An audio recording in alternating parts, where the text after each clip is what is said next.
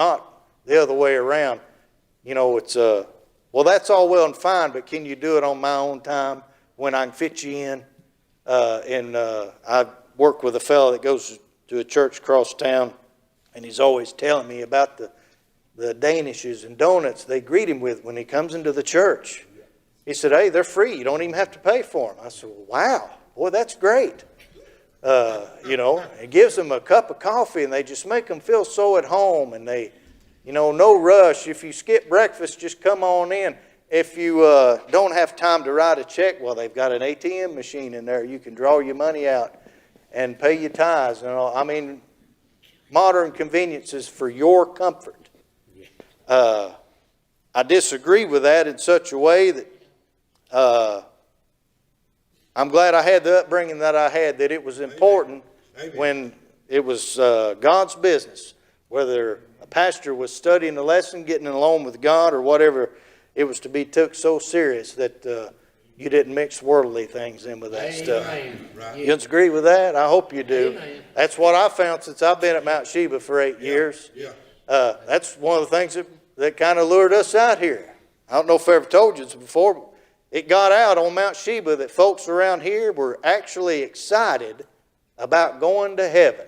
Amen. Yeah. Now, ain't that something? Amen. That somebody would have to make that kind of statement? Because believe it or not, there's places out there that it makes you wonder.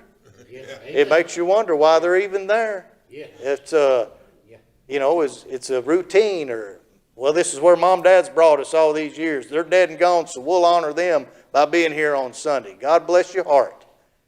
Amen. Yeah. Boy, what an attitude to have. Yes. What an attitude to have. I'll shut her down right there. Glad Ray got over his coughing fit, and I didn't mean to mess your lesson up there. I may take your book with you, though, because I know for a fact what's in there. There's some good nuggets. I appreciate Brother Ray. Hey, you don't get this in 5 minutes. All these pages of notes that this fella's wrote down. You don't get that in 5 minutes trying to cram for something. He spends some time in that, and it shows in his teaching. I appreciate that. Hey. That's some golden stuff there. There you go, brother. Hey, Brother Desi, you know, he was up there for 40 days and 40 nights, and he didn't have nothing to eat. The good Lord sustained him. Yeah. Exactly. Yeah. And, sustained by the Word. Today, they said they eat a big breakfast, and when they get to church, they're looking at that clock, waiting for 12. I got to get me some chicken. And he was there 40 days and 40 nights. Yeah. Yeah. Yeah. God sustained. Feasting on the Word. God, there you go. What was it?